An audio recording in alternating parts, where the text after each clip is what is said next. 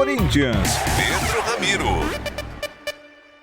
Fala, Soler, um abraço pra você, pro Vale, pra quem acompanha aqui a Rádio Bandeirantes. Bora falar de Corinthians. Afinal, o Timão consegue 7 pontos em 3 partidas disputadas, 9 pontos disputados nos últimos 3 jogos. Portanto, o Corinthians consegue, é verdade, ficar um pouco mais aliviado, mas ainda assim houve até uma certa euforia, uma certa frustração também, porque o Corinthians poderia ter vencido em várias oportunidades a equipe do Grêmio.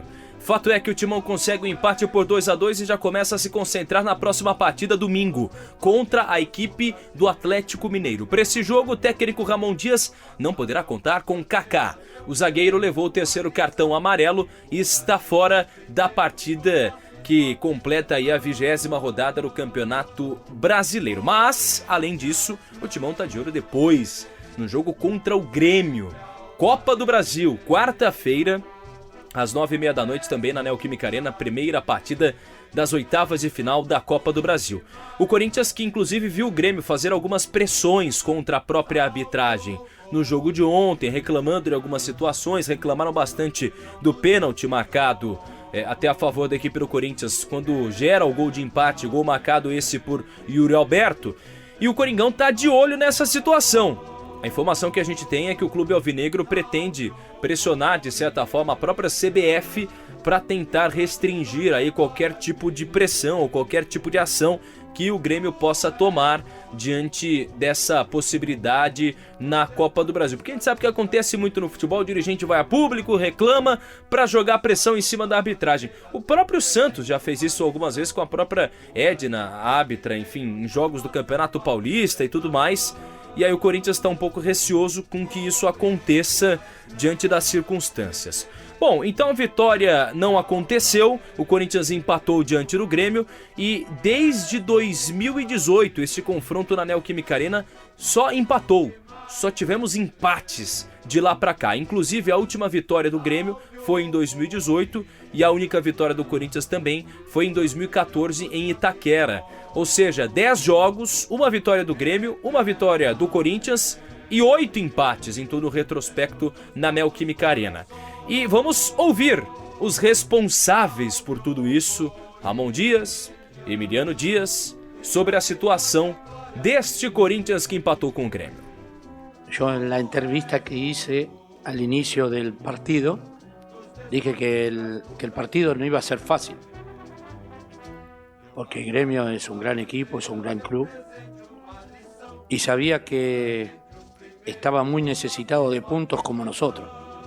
Entonces era un partido muy importante, iba a ser un partido que teníamos que ser muy inteligente, muy cauto.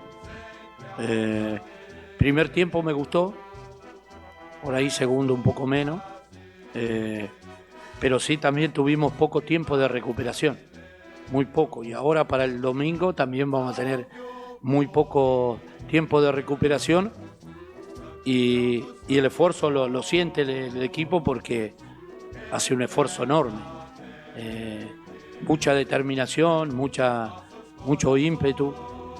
Por ahí tenemos muy poco tiempo de trabajo, que tenemos que mejorar algunas cosas tácticas, que a medida que vaya pasando el tiempo lo vamos a mejorar. Tá aí, os dois, não dá pra chamar dos dois técnicos, mas praticamente dois técnicos, né? O técnico é o Ramon Dias, mas o auxiliar dele, o filho dele, o Emiliano Dias, é quem também coordena algumas ações táticas, até a própria escalação do Corinthians em muitas oportunidades.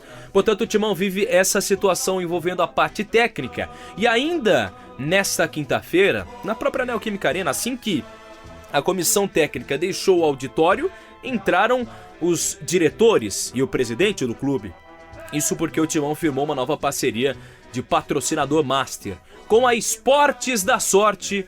Vamos ouvir alguns dos destaques desta entrevista coletiva que contou com Augusto Melo e com Vinícius Manfred, o superintendente de marketing do Timão.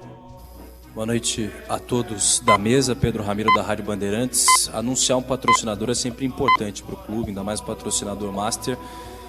Mas em condições em que o Corinthians vive, até depois da saída conturbada com relação à Vaidbet, minha pergunta é direta ao presidente. Presidente, São 300 milhões de reais mesmo fixos nessa parceria, aproveitando a transparência que você tanto pregou na campanha, se você puder expor os valores. E também, claro, a resposta todo mundo precisa saber, se há algum tipo de intermediário, qual a porcentagem que esse intermediário também pode receber disso. Obrigado. Boa noite, Pedro. São 309 com gatilhos para passar disso, e não tenho dúvida que vai passar, tanto que eu brinquei, né? Porque se estão preparados, que o Corinthians é essa força gigantesca, torcida fiel que tem, consumista que tem, no maior PIB do país. Então vai passar disso do que você está comentando. Tá aí, portanto, a palavra dos responsáveis pela Esportes da Sorte e também do Corinthians, os novos patrocinadores, o novo patrocinador do Corinthians diante dessa situação.